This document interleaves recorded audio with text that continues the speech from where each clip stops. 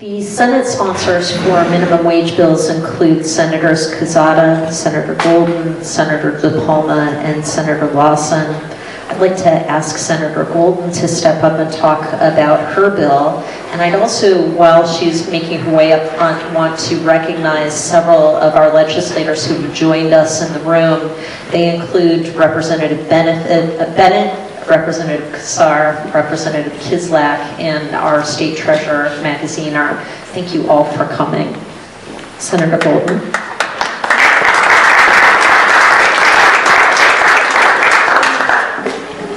Thank you so much, Kelly. I really appreciate being with all of you this afternoon to talk really not only about why I have been fighting to raise the tip minimum wage, and I've certainly been a supporter of raising the minimum wage, but how those things are all connected together to ensuring that we have women's economic security and the security of those families.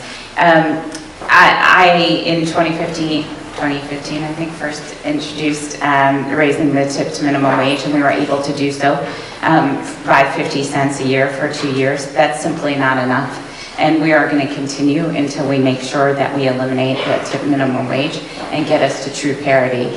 Women are suffering when we don't do that, and we need to make a difference in their lives. Those things are really connected to me, the overall agenda that I have in my head, that where I work on many of the policies that I work on, and those are connected to my continued advocacy for passing a bill that will ensure fair pay in the state and address the lack of transparency we have about why women are underpaid and how we can ensure we stop that practice.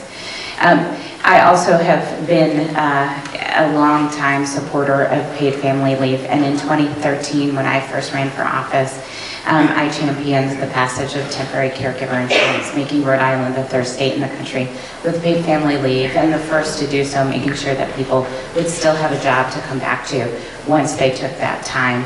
That was really important, and it was groundbreaking at the time, but we've now been leapfrogged by states around, by other states around the country, and it's time that we ensure that everybody can afford to be able to take that time off to caregive for their loved ones by raising the wage replacement and increasing the amount of weeks, and making sure that that's a more progressive and equitable formula that we have to ensure that people really get that time off when they need it. All of those things are connected to the work that we're doing in the Senate on sexual harassment.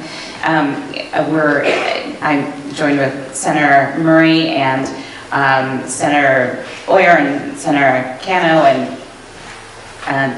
many of the other women senators in the Senate in advocating for bills that will really address why it is that we have sexual harassment and how can we ensure that every workplace is a safe place to work. So thank you so much for coming up today. This is incredibly important work, and one of the things that I have talked a lot about in the past since about November 2016, is that we've really changed the voices of who's being heard in this building by having more women up in the Statehouse, coming up and sharing their perspectives with legislators. That has made the difference. We have seen that multiple times in this building, and we will continue to make change by having you up here. And we thank certainly the men who are up here with us, fighting alongside us. Thank you.